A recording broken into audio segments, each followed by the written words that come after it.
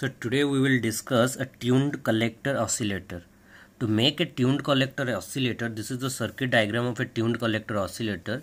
You need a transistor, some resistors and a tuned circuit. Tuned circuit, basically this circuit is actually a tuned circuit consisting of an inductor and a capacitor which are connected in this fashion, and the combination is connected to the collector terminal of a transistor. Here R1 and R2 are the resistor connected in potential divider vising. This resistor R1 R2 gives the potential divider vising required for the transistor operation, because vising is also needed for the proper operation of a transistor. So here R1 R2 RE are connected in such a way to make the transistor operate or have a proper vising. Now VCC is the supply voltage, and there is a switch which is connected here to make turn on and off the circuit. So how this tuned collector oscillator circuit will operate? So when the switch is closed, what will happen? A current will start flowing in the collector circuit, yes or no? The collector circuit current will charge the capacitor present in the tank circuit. Once the capacitor charged to its full potential, it will start discharging its energy. Capacitor always stores energy in an electrostatic form, and when it discharges the energy, the inductor will store that energy. Inductor store in which form of energy? Inductor store the energy in the form of magnetic field. So the inductor will store the energy, and as the coil L1 and L2 are mutually coupled, because L1 and L2 are basically a transformer. The L1 is connected to capacitor C1 and L2 is connected to the base circuit of the transistor. So the L2 will have some induced voltage because of L1, as L1 and L2 are mutually coupled coils. So L2, some voltage will induced in L2, and that voltage is actually given to the transistor to amplify. Once the voltage given to the transistor for the amplification process, the amplifier will amplify that voltage which is generated across the coil L2 and add that voltage to the tank circuit. I have already told, when there will be oscillation, charging and discharging always result in a oscillation. Whenever there is a oscillation, the circuit will oscillate at a frequency.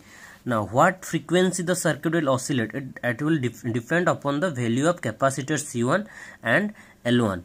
So I can give the formula of oscillation as F is equal to 1 by 2 pi root over of L1 into C1. This will decide at which frequency the circuit will oscillate.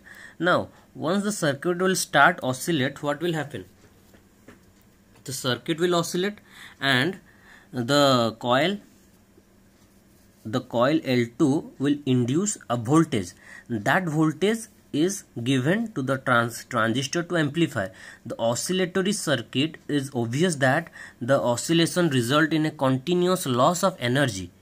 So we cannot sustain that oscillation forever. So we must have some mechanism to counter that effect.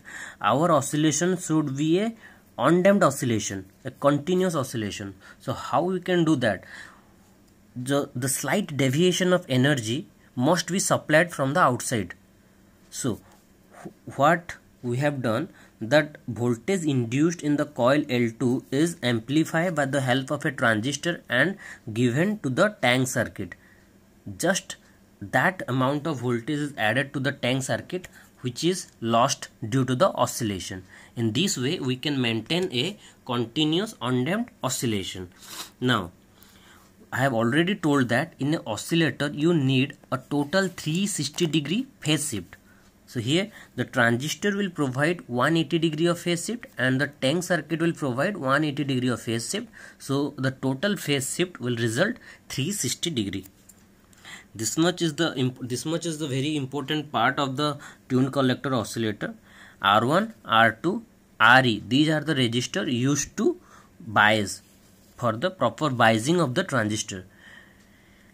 The most important point is the frequency at which the circuit will operate, and that is 1 by 2 pi L1 into C1 root over This much you need to write in the exam. The tuned circuit L1 C1 is connected to the collector circuit. The frequency of oscillation is determined by L1 and C1. The L1 and C1 value of L1 and C1 will determine at which frequency the circuit will operate.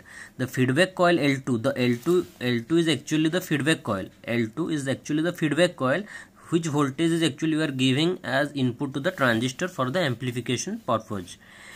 Are the basically primary and L1 and L2 are basically the primary and secondary coil of a transformer. The biasing is provided here is a potential divider arrangement. There are so many different biasing techniques. Here we are using potential divider biasing arrangement. The circuit operation, I have already told that when the switch is closed, a current will flow in the circuit and that current will charge the capacitor. Once the capacitor fully charged, what will happen? It will start discharging its energy. The inductor will receive that energy, and as L1 and L2 are coupled mutually, a voltage will induced in the inductor coil L2, and that voltage is given to the base. That voltage is actually given to the base emitter circuit.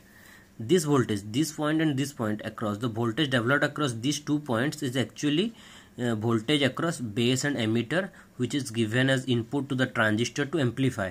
Once the transistor amplify the voltage, that voltage appears across the collector and added to the tank circuit so that the losses of energy can be overcome. Why the loss of energy takes place? Because the circuit is not a pure LC circuit. It is not ideally possible to have a pure LC circuit. There are some resistance and some dielectric losses in the capacitor, some heat loss in the resistor of the LC circuit. So that's why there will be a continuous loss of energy and we cannot achieve the undamped form of oscillation. But if we do some mechanism by which you can add extra amount of energy, or the amount of energy that is lost during the oscillation, we can have a undamped oscillation, and that we are doing by the help of this feedback voltage, which is given to the amplifier, which will amplify the voltage and adds that voltage to the, or adds that energy to the tank circuit, so that a continuous undamped oscillation is achieved. This much is written here.